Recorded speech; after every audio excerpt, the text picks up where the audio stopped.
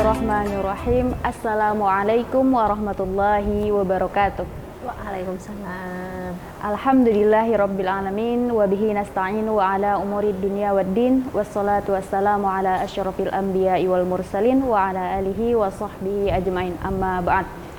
Puji syukur marilah sama-sama kita panjatkan kehadirat Allah Subhanahu wa Ta'ala yang telah menciptakan 7 lapis langit tanpa tiang dan 7 lapis bumi tanpa gantungan dan barang di antara keduanya.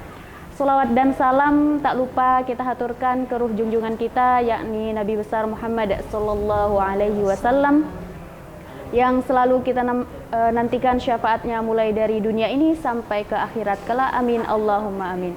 Alhamdulillahirabbil alamin. Senang sekali bisa menyapa sobat KPI di rumah. Di sini sudah hadir narasumber kita yang luar biasa sekali. Ada Ibu Twe Diana Budi Hapsari PhD atau yang biasa disapa Ibu Dina. Ya benar ya Bu? Ya, Oke. Assalamualaikum Mbak. Ya. Waalaikumsalam. Gimana Bu kabarnya? Alhamdulillah. Alhamdulillah sehat ya Bu ya. Ya sehat. semoga sobat KPI di rumah juga sehat selalu dan puasanya lancar sampai di akhir Ramadan nanti. Amin. Oke, tema kita kali ini menarik sekali ya Bu ya, yaitu tentang komunikasi antara orang tua dan anak, begitu. Kita juga menghadirkan pakar yang tentunya ahli di bidangnya, di bidang komunikasi, yang selama ini juga kita tahu beliau sudah kuliah di luar negeri juga, tentu pengalamannya sangat banyak sekali, insya Allah. Selanjutnya adalah kenapa sih komunikasi orang tua dan anak ini penting untuk diketahui oleh sobat KPI di rumah, dan apa saja kendala yang dihadapi oleh anak-anak sekarang, begitu. Langsung saja kita dengarkan penjelasan dan arahan dari Bu Dina terkait komunikasi antara orang tua dan anak. Kepada Ibu Dina disilahkan. Baik, terima kasih Mbak Rani waktunya. Sobat KPI di rumah, apa kabar? Mestinya bulan Ramadan ini bisa menjadi satu titik penting juga ya buat teman-teman KPI untuk meningkatkan tidak cuma kualitas hubungan dengan Allah dengan interaksi kita dengan Al-Quran, memperbaiki ibadah-ibadah kita itu juga sangat penting gitu ya.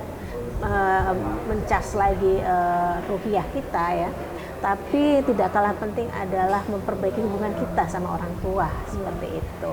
Kenapa? Karena yang perlu kita masih ingat ya, ridho Allah itu ada pada ridho orang tua. Iya, betul. Nah, tapi dalam kenyataannya seringkali gara-gara miskomunikasi gitu ya, kemudian anak-anak dan orang tua ini terjadi konflik gitu ya, sehingga akhirnya orang tua karena merasa punya kuasa sama anak maksain pendapat, si anak yang merasa tidak didengar oleh si orang tua juga kemudian tidak mau dengerin gitu ya, akhirnya terjadilah perang dingin dan seterusnya seperti itu. Nah ini menurut saya menjadi momen yang sangat penting ya buat keluarga memperbaiki kondisi, apalagi sekarang kan kita sudah mau masuk tahun ketiga ini ya, pandemi ya. Betul, sehingga kita interaksi di rumah dengan orang tua itu mestinya jadi lebih intens. Iya, gitu. Harusnya ya Bu. Harusnya. Tapi fakta yang kita lihat nih di media sosial itu, apalagi di awal pandemi kemarin itu banyak sekali perceraian antara suami istri ataupun konflik begitu antara orang tua dengan anak. Betul. Ini kira-kira apa yang terjadi Bu? Bahkan ada juga tuh di antara teman-teman ya mahasiswa lebih suka di kos daripada pulang. Iya, ya betul. Di rumah jadi mati gaya kan. Bingung Bu di rumah mau ngapain gitu ya, atau malah disuruh-suruh bapak ibu terus. Jadi nggak bisa belajar, nggak bisa apa gitu ya. Nah makanya kemudian kenapa jadi konflik di rumah? Padahal di rumah terus gitu ya. Itu bisa jadi pertama kalau kemarin-kemarin waktu pandemi, sebelum pandemi kita bisa lari kan kalau lagi ada masalah, lagi kesel sama keluarga, sama orang tua, anak-anak main nggak pulang-pulang gitu ya.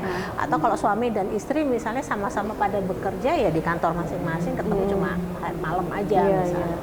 Tapi karena sekarang ada di rumah terus, akhirnya mau nggak mau ketemu dia lagi gitu kan. Betul. Jadi ibaratnya kita kayak adaptasi lagi gitu ya. Lagi ya. Ya biasanya cuma ketemu malam, ini pagi udah ketemu, siang masih itu lagi. Akhirnya konflik deh. Iya, betul. Nah, sebenarnya apa sih yang menjadi sebab? Banyak, Iya, Mbak. banyak ya. Banyak ya. Memang biasanya sebab utamanya adalah tidak mau saling berempati. Oh iya, empatinya kurang ya. Kurang. Kenapa nggak mau berempati? Karena mikirnya kalau kita komunikasi itu kan biasanya kalau orang Jawa tuh bilang mikir butuh dewe. Nah, kalau coba Mbak Rani kalau telepon atau kirim pesan ke orang tua, itu kan biasanya kalau lagi perlu duit gitu kan, ya nggak sih? Iya, betul sih. Bukan bertanya halo ibu apa kabar kayak gitu ya, seperti itu. Padahal orang tua tuh seneng ya kalau ditanya kabar gitu oleh anak setiap hari. Apalagi kan sekarang lebih murah ya komunikasi dibanding saya dulu harus telepon dan seterusnya.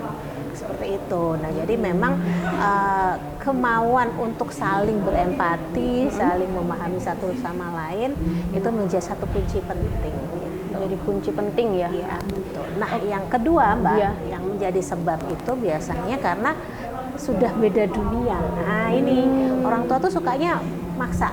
Maksanya tuh karena zaman dulu, gitu kan. Orang tua selalu bilang gitu, zaman dulu. Saya jual orang tua ya, Mbak ya. Zaman dulu tuh nggak ada internet gitu kan, nggak ada nonton tuh cuma TV doang. TV pun paling cuma nggak 24 jam kayak sekarang ya. Dulu TV tuh dari jam 5 sore sampai jam 12 malam aja gitu.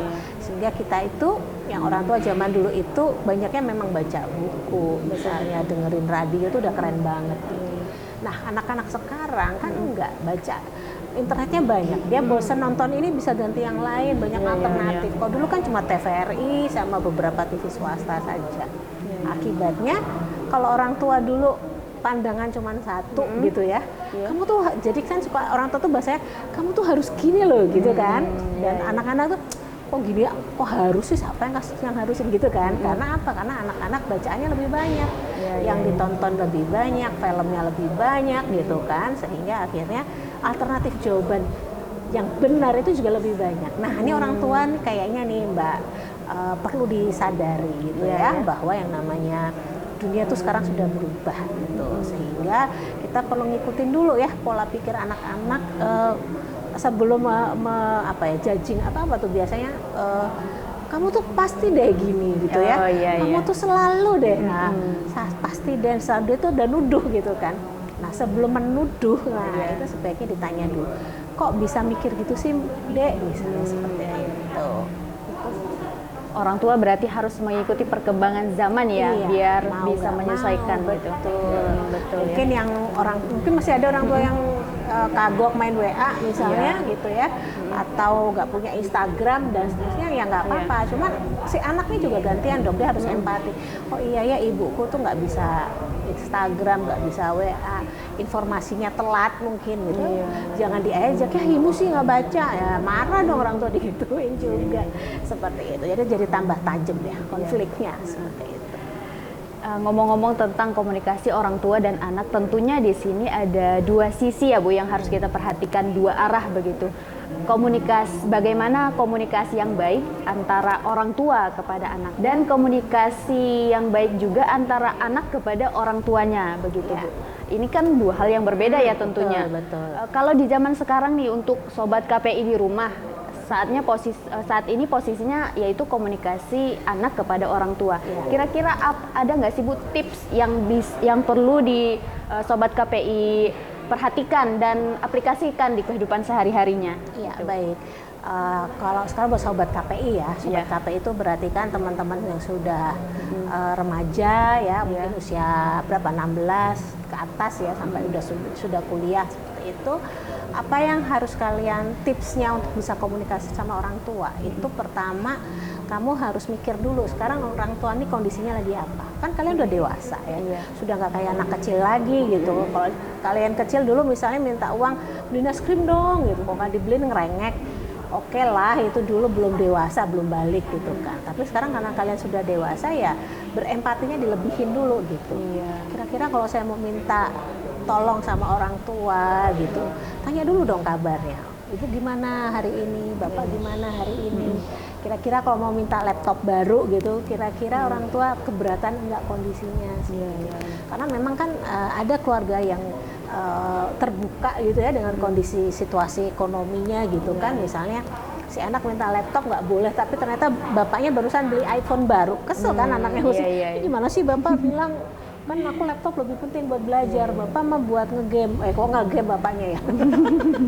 Nah jadi misalnya kayak gitu, jadi si anak ini karena tunjukkanlah bahwa kalian tuh sudah dewasa, sudah besar, sehingga kemudian kemampuan kalian untuk bisa memahami orang tua itu ditunjukkan dulu. Perhatian itu loh Mbak. Senang orang tua tuh ditanya, ibu apa kabar hari ini? Kayaknya kemarin flu, udah minum obat apa? Misalnya kayak gitu dulu. Touching personal gitu ya. Saya punya kakak ya, kakak saya itu kalau pulang ke rumah bawaannya apa coba? Ke ibu saya itu oleh-olehnya sabun cuci piring.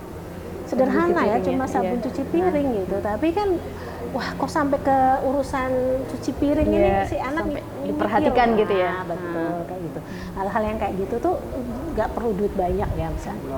Jadi perhatian dulu lebih, sehingga nanti kalau si anak sudah kasih perhatian, si orang tua insya Allah lah dia akan langsung, orang tua tuh nggak usah diperhatiin, dia juga akan perhatiin ya. Tapi ketika dia diberikan perhatian lebih, pasti si orang tua akan memberikan jauh lebih banyak lagi. Seperti itu. Itu dari sisi anak kepada orang tua. Sekarang ini Bu, dari sisi orang tua kepada anak, kira-kira ada nggak sih perbedaan cara berkomunikasi kepada anak laki-laki dan perempuan atau anak-anak yang masih tahap usia SMP, SMA mungkin Bu?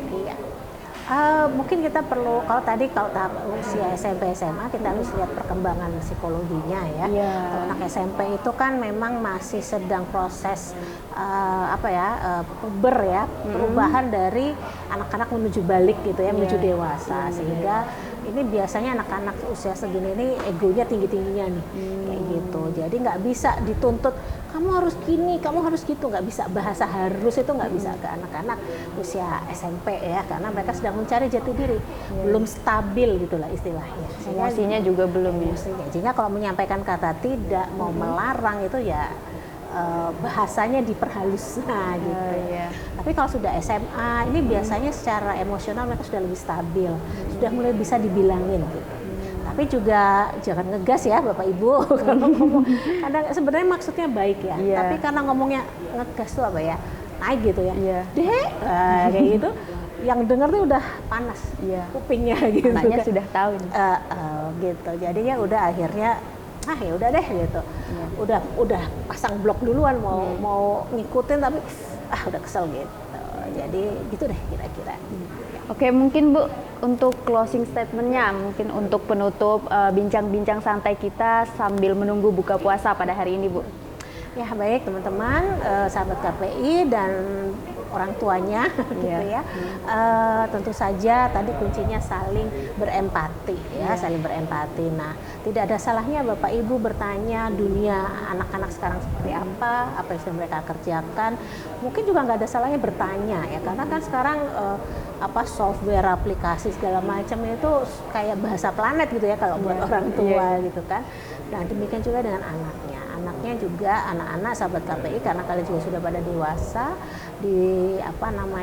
juga dikembangkan lagi empatinya ya, suka sharing-sharing, ibu dulu gimana sih sekolahnya apa kayak gitu, supaya menambah kedekatan hati dengan orang tua.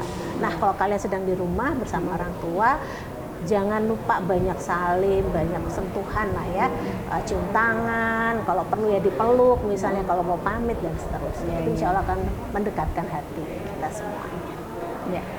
Oke, itu saja tadi bincang-bincang santai kita bersama narasumber kita yang luar biasa sekali. Terima kasih banyak Bu sudah membersamai sobat-sobat KPI sambil menunggu buka puasa. Semoga puasanya lancar dan diterima oleh Allah. Demikian bincang-bincang kita pada hari ini. Kurang dan lebihnya mohon maaf. Kita say hello dulu. Halo, dadah. Assalamualaikum. Wabillahi taufiq wal hidayah. Wassalamualaikum warahmatullahi wabarakatuh.